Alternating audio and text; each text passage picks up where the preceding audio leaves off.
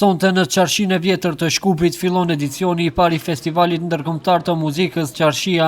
Kryetari i komunës së Çajirit Izet Mexhiti tha se festivali do të ketë program të larmishëm duke filluar nga muzika klasike, opera, flamengo, po edhe zhanre të tjera. Mexhiti zbuloi se qëllimi i komunës është që ky festival të bëhet tradicional dhe të organizohet për çdo vit. Qarshia e vjetër ka qenë gjithmonë një vend takimi i kulturave, njerëzve dhe historisë.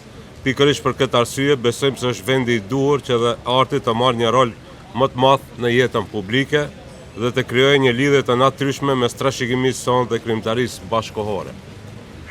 Ne besojmë se investimi në kulturë është paq i rëndësishëm sa investimi në çdo fushë tjetër të zhvillimit të qytetit. Ministri i Kulturës Sedat Sulejmani tha se mbështet dhe do të vazhdojë të mbështesë nisma të tilla. Sipas Sulejmanit, pas verës tetovare, festivali Qarshia bën që vendbanime shqiptare të frymojnë në ritmin e kulturës, artit dhe trashëgimisë tonë kombëtare. Edhe kjo ka një domethënie të veçantë për arsye se do të jetë edhe si një urë lidhëse mes kulturës tonë tradicionale dhe asaj bashkëkohore. Unë si Ministër i Kulturës dhe Turizmit do të jem gjithmonë në përkrahje të iniciativave të kësaj natyre.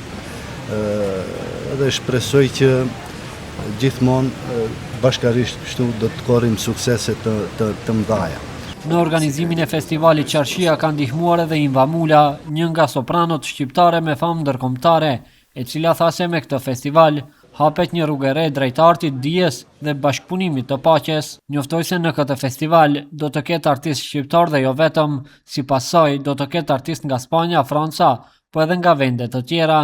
Edhe kjo them që është edhe do thoja është edhe gjë më e bukur që mund të ndodhi sot në Qarshi, në këtë vend që ju e thatë shumë bukur, që flet me traditë, flet me një histori të lashtë, dhe ne po përjetojmë emocione dhe do përjetojmë artistët këto emocione të cilat janë të trashëguara dhe ne duhet i mbajmë të ndezura. Festivali do të zhvillohet në dy prej monumenteve më të rëndësishme të trashëgimisë kulturore të Qarshis, edhe atë në Sulihan dhe Kurshumlihan, dhe nga sot i njëjti do të zgjas deri më 26 korrik.